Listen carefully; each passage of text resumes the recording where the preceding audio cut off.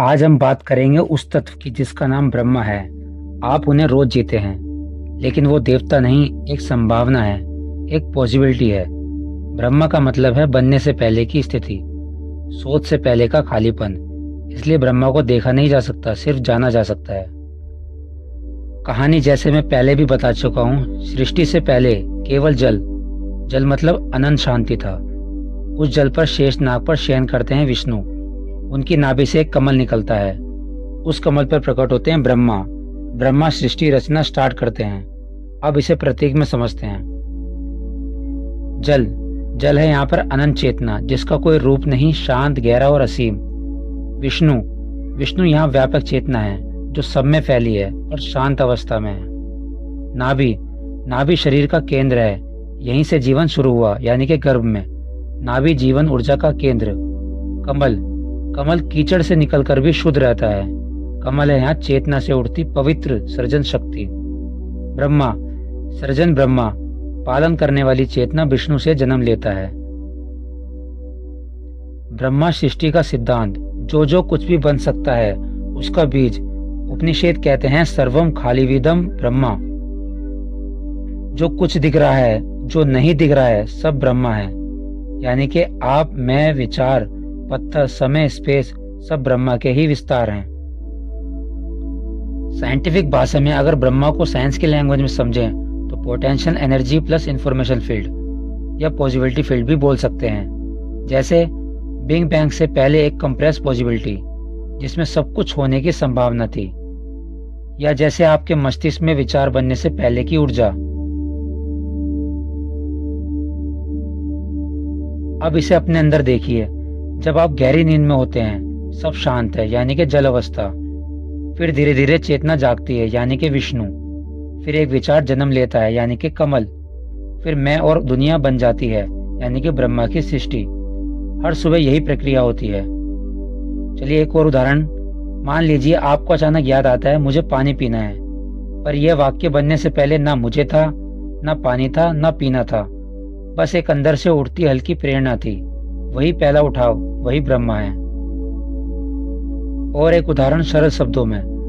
समुद्र को देखो, लहर उठने से पहले समुद्र शांत है, फिर एक हलचल होती है, फिर एक लहर बनती है।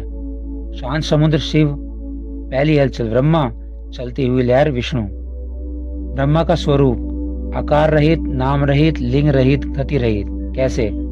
आकार रहित हमारे शरीर में कैसे? सोचिए, जब कोई विचार आया ही नहीं पर आने की संभावना है, उसका क्या आकार है? गोल, चकोर, पुरुष, स्त्री? नहीं, वह संभावना है। आपके मस्तिष्क में हर क्षण लाखों न्यूरॉन तैयार बैठे हैं, पर जब तक विचार सक्रिय नहीं होता, वह केवल संभावना है। यही आकार रहित ब्रह्मा है। नाम रहित, जब आप ध्यान से पहले की शांति में बैठते हैं, उस समय आप पिता नहीं, आप पति नहीं, आप कर्मचारी नहीं, आप कोई नाम नहीं। वह जो पहले है, जिसके ऊपर बाद में पहचान चढ़ती है, वही नाम रहित स्थिति है, यानी कि वही ब्रह्मा तत्व है। लिंग रहित, आपका शरीर पुरुष है या स्त्री है, पर जो चेतना देख रही है, क्या उसका लिंग है? जब आप कहते हैं मैं देख रहा हूं, वह मैं शरीर से पहले है, वह पुरुष स्त्री से पहले है। यही लिंग रहित तत्व है। गति रहित, यह सबसे गहरी बात है। आपके अंदर विचार चलता है, गति, सांस चलती है, गति, हृदय धड़कता है, गति। पर ध्यान से देखिए, क्या कोई ऐसा बिंदु है जो सब गति को देख रहा है पर स्वयं नहीं चल रहा? जब आप सोचते हैं मेरे मन में विचार चल रहे हैं, तो देखने वाला स्थिर है, वही स्थिर बिंदु शिव है। उसी स्थिरता से संभावना उठती है, यानी कि ब्रह्मा। फिर वह चलती है, यानी कि विष्णु। सरल तालिका, अंदर क्या हो रहा है तत्व समझिए। विचार की संभावना ब्रह्मा, विचार चल रहा है विष्णु, देखने वाली स्थिरता शिव। तो ब्रह्मा हमारे शरीर में कहाँ है? वह जगह नहीं है, वह अंग नहीं है, वह क्षण है। जब शून्य से विचार जन्म लेता है, मौन से शब्द निकलता है, भाव से कर्म बनता है, वह जन क्षण ही ब्रह्मा है। इसलिए ब्रह्मा को पूजा के दायरे में बांधा नहीं जा सकता, क्योंकि अब इसे अपने अंदर देखें। जब कोई विचार जन्म लेता है, उनका जन्म क्षण बहुत सूक्ष्म है। वह ना दिखता है, ना पकड़ा जा सकता है, ना रोका जा सकता है। वह बस उभरता है, आप उसे पकड़ नहीं सकते। पूजा का अर्थ क्या होता है? किसी रूप प्रतीक ऊर्जा को ध्यान में स्थिर करना। पर ब्रह्मा इसे मनोवैज्ञानिक कारण से समझने की कोशिश करते हैं। मानव स्वभाव में देखिए, क्योंकि हमारा मन शुरुआत से डरता है, हम परिणाम से जुड़ते हैं। हमें फल चाहिए, सफलता, पैसा, शांति, इसलिए हम पालन करने वाले विष्णु से जुड़ते हैं। हम सुरक्षा से जुड़ते हैं, हमें स्थिरता चाहिए यानी कि स्टेबिलिटी। विष्णु हमें स्थिरता का प्रतीक लगते हैं, मतलब हमें स्टेबिलिटी देते हैं। हम समाप्ति से भी जुड़ते हैं, क्योंकि समाप्ति में स्पष्टता है, पुराना खत्म नया शुरू, इसलिए शिव से भी जुड़ाव है। पर शुरुआत क्यों कठिन लगती है? शुरुआत का मतलब होता है बच्चा जन्म ले तो असुरक्षा, नया काम शुरू हो तो डर, नए विचार आए तो लोग क्या कहेंगे। शुरुआत में कुछ भी पक्का नहीं होता। मन इनस्टेबिलिटी यानी कि अस्थिरता से डरता है। और ब्रह्मा क्या है? इनस्टेबिलिटी की पहली चिंगारी यानी कि अज्ञात में पहला कदम। क्या सच में पूजा नहीं होती? पूजा मूर्ति रूप में कम है, पर हर नई शुरुआत में, नया काम में, नया ज्ञान में, नया जन्म में, नए विचार में, वहीं ब्रह्मा सक्रिय है। असली बात यह है, ब्रह्मा बाहर कम पूजे गए, क्योंकि शुरुआत बाहर नहीं अंदर होती है। हर नया विचार जो आपको मन में आता है वही ब्रह्मा है। शिव और विष्णु से सबसे बड़े क्यों? क्या सच है? देखिए, अगर सिद्धांत की बात करें तो ब्रह्मा यानी कि निराकार सबसे मूल है।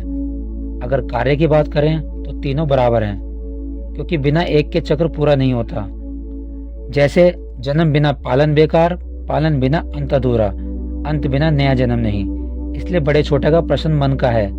तत्व स्तर पर तीनों एक ही ऊर्जा के तीन चरण हैं। कड़वा सत्य क्या है? कड़वा सत्य यह नहीं कि ब्रह्मा पहले हैं, कड़वा सत्य यह है कि ब्रह्मा यानी कि निराकार ही असली है, देवता प्रतीक हैं। बड़ा छोटा अहंकार का प्रश्न है। आप चाहें तो इसे रोज अनुभव कर सकते हैं ध्यान में अनुभव कैसे? बैठिए, एक विचार आने का इंतजार कीजिए। जो विचार आने से पहले की शांति है वही आकार रहित ब्रह्मा है। जब विचार आया वही विष्णु, जब विचार समाप्त हुआ वह शिव। ब्रह्मा आपके शरीर में कोई वस्तु नहीं, वह बिंदु है जहां से हर वस्तु जन्म लेती है। उन्हें बाहर मत ढूंढिए, क्योंकि आप उन्हें रोज जीते हैं। बस अनुभव कीजिए। ओम ब्रह्माय नमः। वीडियो अच्छी लगे तो लाइक करें, शेयर करें। आप हमसे जुड़ भी सकते हैं हमें सब्सक्राइब करके। और अगर आपके माइंड में कोई थॉट हो तो आप हमसे कमेंट करके शेयर भी कर सकते हैं। धन्यवाद।